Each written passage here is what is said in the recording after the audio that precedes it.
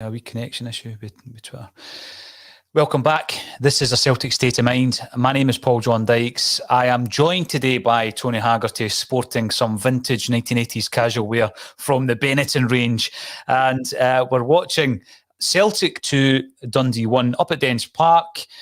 When we scored the second goal, it could have been anything, Tony, but Dundee have dug themselves back into this game. What do you make of the first half as a whole? We probably should have scored just before half-time again there. Yeah, I mean, they've been fairly comfortable, but again, we go back to when they lose a goal, they seem to lose their stride for a wee 5-10 minute spell, and first 20 minutes, terrific. Anthony Ralston involved in both goals, terrific. Jota causing all sorts of problems. Kyogo getting his obligatory goal, seemed to be a great setup, great shape about them. And then that wee jolt with the goal, Dundee's first meaningful attack, they score. Welsh kind of caught underneath it, no man's land. And I tell you, you mentioned in the group chat as well, I can't for the life of me understand why Juranovic was booked. But Joe Hart's done him a turn there. He has. Grabbing him out the road and could have been a wee bit more than that. I mean, players at times, you sort of question what they're doing. I don't know why he's grabbing the ball. It's 22 minutes into the game. It's not exactly in the last minute or 5 minutes to go and stuff, So just give the guy the ball. I mean, it's not a big deal, but yeah. But no, I mean, a lot to be pleased about. Just the nitpicking, isn't it? Not about, We spoke before the game. I'm just updating Twitter. Twitter doesn't seem to like the stream today, so we're putting out the YouTube stream on the Twitter pages. Apologies anyone who wants to watch that on Twitter, but we are available on Facebook, Twitch, LinkedIn and YouTube. You will find us somewhere. I think we spoke before the game, Tony, about the importance, obviously, of Joe Hart, but the fact that Juranovic had really impressed us. He's an international. He's the Croatian internationalist, and he's playing alongside a 21, 22 and 23-year-old in Welsh, Ralston and Carter Vickers, respectively. You would expect Juranovic to be the cool head in amongst that. But the importance, once again, of Joe Hart to be able just to kind of contain him within that net, just to calm him down, speaks volumes for Joe Hart and his influence on the Celtic side. I've said a couple of times, pound for pound, the best £1 million we've spent in many's a year. But also what we've got is we've got the quality up top of Kyogo. Now, again, some people think this is just too simplistic, but we looked at that Livingston game, and I remember saying at 75 minutes, Tony, nothing each, you're up against 2 banks of 5, 10 black jerseys in front of you. What do you do to break it down? That's a dilemma. That's what we as Celtic need to do. We're the attacking force. And often it's really shooting from distance. We've got players like David Turnbull who can do that. Callum McGregor can do it. We've even seen Near Beaton down the years doing it. And it was a shot from distance today that broke down Dundee early doors, opened the game up. Once again, Tony Ralston, it comes off the post, and great reactions by Jota. Is that too simple to say that often we try far too many passes before creating a chance, and sometimes take a strike? We've got the players who can do it. Yeah, I mean, it's not too... I've said to you before, I'm pretty one-dimensional sometimes when I look at football, and maybe it is simplistic, but you don't shoot, you don't score. Celtic didn't shoot last week, did they? No. And that's what happens. Ralston's cushioned a lovely touch, and he's rattled it towards a goal. He's taken a deflection, hit the post, but you have guys who are quite sharp around the box, are quick-witted, quick thinkers, and Abada, Jota and Kyogo, they get it. So, if you're the manager, you'd be encouraging that. Players at distance, midfielders, if you get into that range, take a shot. Mm-hmm. And the 3 front players, follow it in. Anything can happen. But more than often than not, a lot of the guys that are shooting for Celtic, their accuracy is pretty good, so they either score or that happens. That's still a hard chance to put away. He's controlled it really well. There's a sea of bodies in front of him, Tony, And concentrated on hitting it low, mm-hmm. and getting it on target and putting it away. And then the second goal's just, that's what we spoke about on Friday. Great old-fashioned wing play, isn't it? What was the difference then? What was the difference, do you think, when we look at the 2 games against Livingston garnering 80 cross balls? I mean, this was basically Tony Ralston, old-fashioned, hitting the touchline and crossing the ball. Obviously, Kyogo's there, whereas in the last game against Livingston, it was Giakoumakis. I mean, it was well executed. Perhaps Dundee are softer in the middle of the defence than Livingston were that day at Celtic Park. But he's dinked it up and given everybody a fighting chance to go for it. So to the victor, the spoils, and the first one on the scene's Kyogo. What a great overlap as well, Tony. I'm just watching the goal back. Yeah. Brilliant overlap. You know, Abada just, you know, plays him in and he dinks it back. Brilliant. Great, well-crafted goal. That's hard to defend against, Paul. See, when you do that at pace, but you do it with accuracy as well, and you give guys, you know, your striker something to go for, it's hard to defend. It's like the low cut back to players coming in to sweep it into the net. They're the hardest crosses to defend. But there has to be quality on them.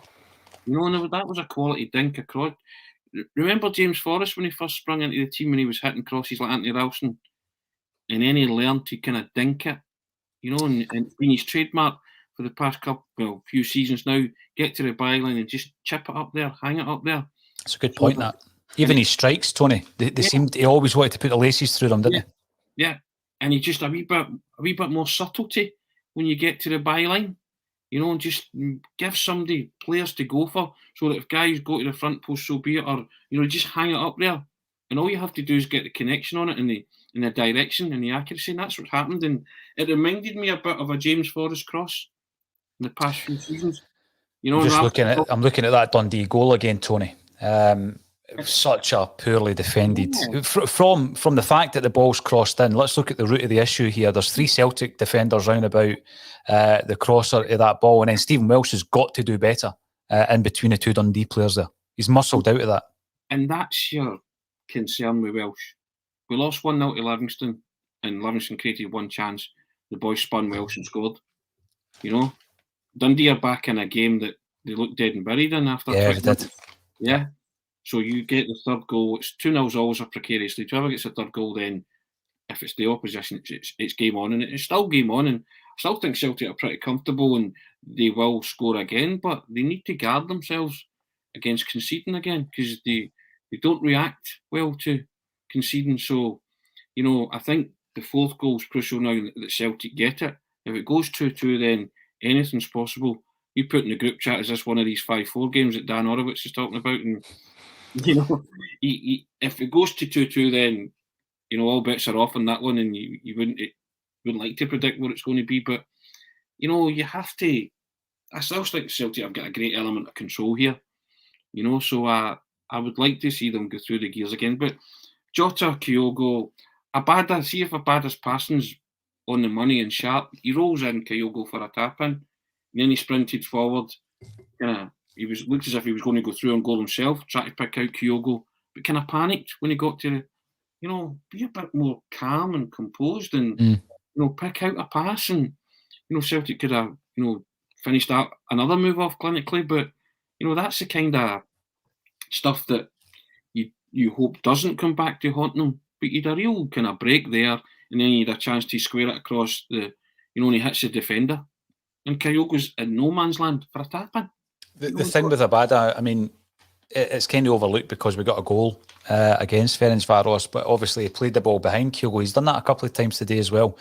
And it's not about cutting the ball back. I mean, cutting the ball back is great, but don't play it behind the striker, because then they've got to completely reshape their body to try and get a strike in, and it allows the defence to regroup, as it were. This Dundee side's poor.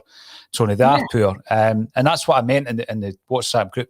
I think we will score again, but I wouldn't bet against Dundee scoring again. There was another occasion where Cameron Carter-Vickers, who I'm a big fan of, he loses possession really cheaply in the middle of the park. And because of the way we are playing with Joe Hart, playing almost like as a sweeper keeper, the boys fancied his chances, and it was a wayward effort. But we are putting ourselves under unnecessary pressure at times, and I think that a team like Dundee will take every advantage they possibly can, and sometimes that advantage is the niggly tackles and downright poor challenges. I mean, Charlie Adam on Tony Ralston was a late challenge, and I think, you know, as much as it looked pretty bad, just because of the contact, it probably was a booking.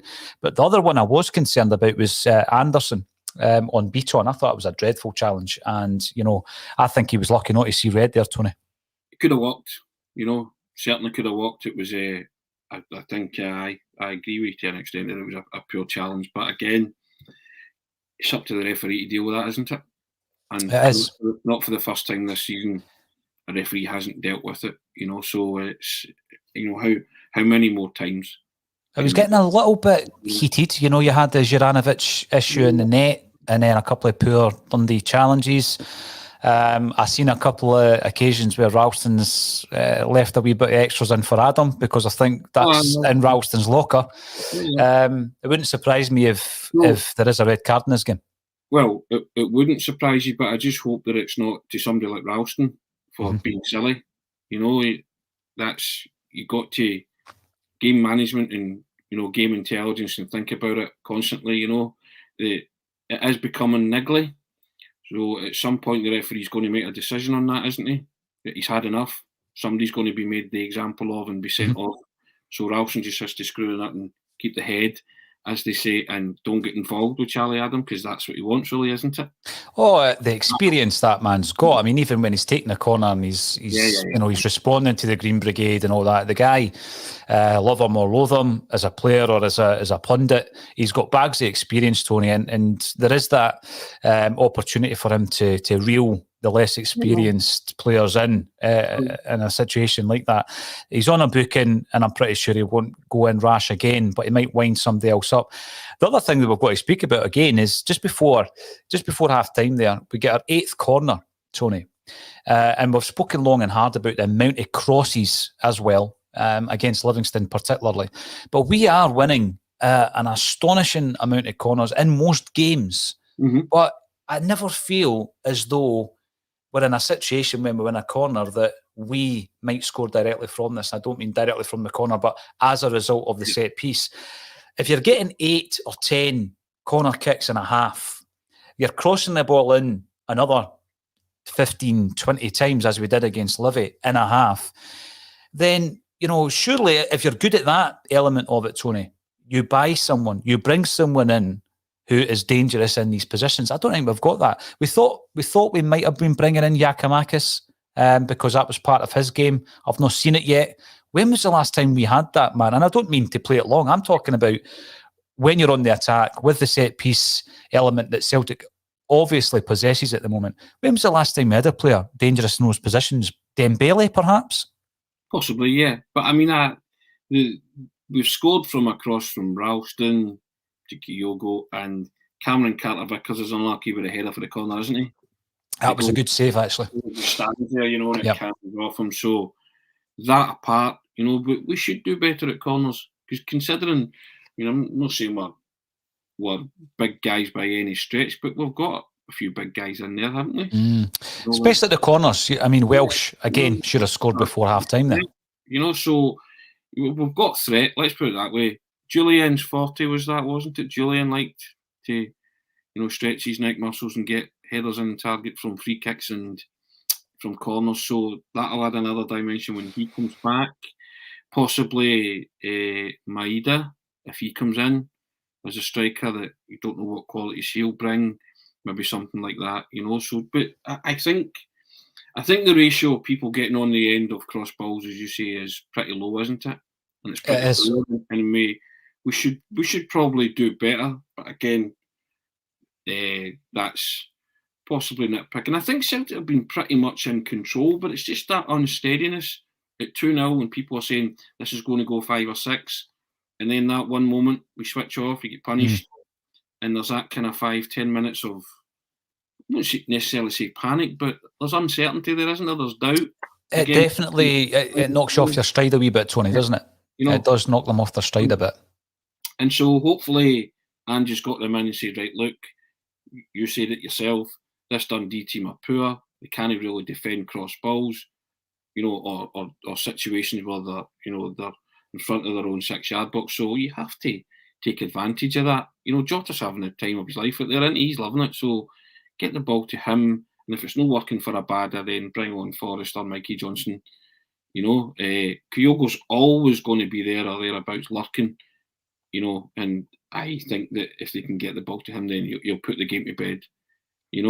Turnbull's looking a bit, I don't know, a bit leggy, a bit kind of lethargic, if that's a phrase, Beaton's strolling around doing okay per se, but as you say, the next goal's really, really important.